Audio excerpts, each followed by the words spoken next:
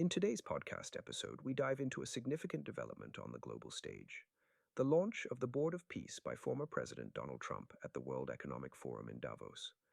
This initiative represents a bold attempt to address long-standing issues in the Middle East and beyond, aiming to mediate global conflicts and oversee the reconstruction of Gaza.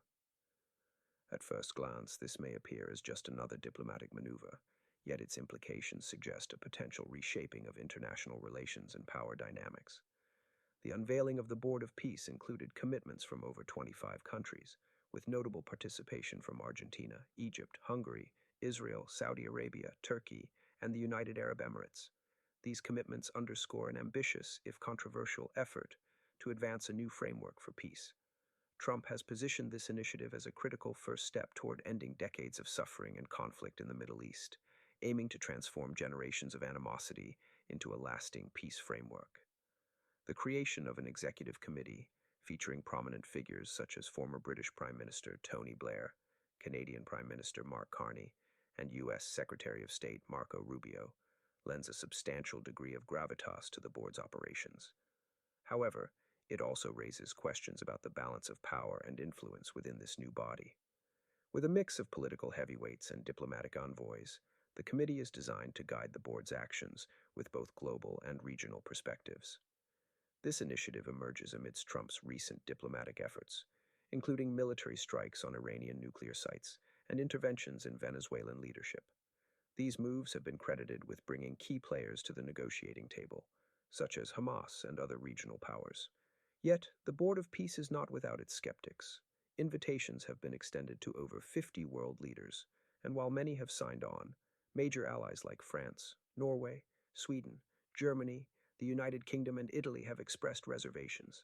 Their caution reflects concerns about the potential ramifications for existing institutions like the United Nations, which have traditionally been at the forefront of mediating international peace efforts. One of the most immediate challenges for the Board of Peace is the situation in Gaza. Despite commitments to reconstruction, progress has been stalled by ongoing violence and Hamas's refusal to disarm or release hostages. Trump's rhetoric ties the board's mission directly to broader security gains, suggesting that previous military actions against Iran were instrumental in facilitating engagement from countries like Saudi Arabia and the UAE. These claims highlight the intricate web of geopolitical strategies at play, with high stakes involved for all parties.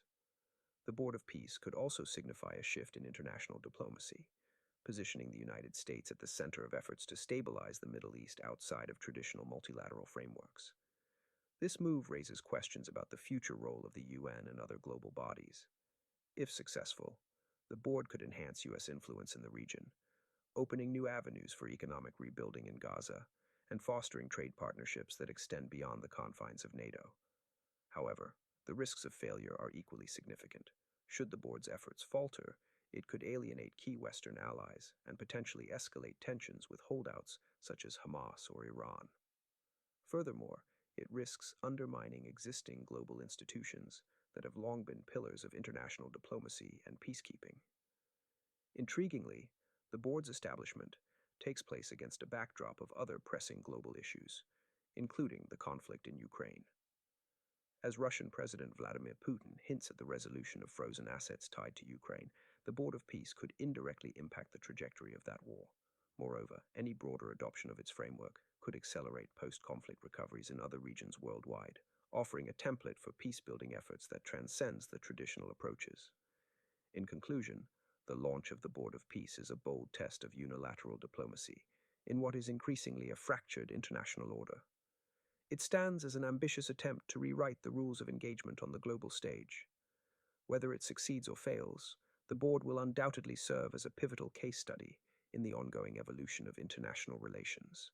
It is a reminder of the complex interplay between power, diplomacy, and conflict resolution, and it challenges us to consider new possibilities for peace in an ever-changing world. As the situation unfolds, we must watch closely, mindful of both its potential and its pitfalls, as it could significantly influence the course of international diplomacy and global governance in the years to come.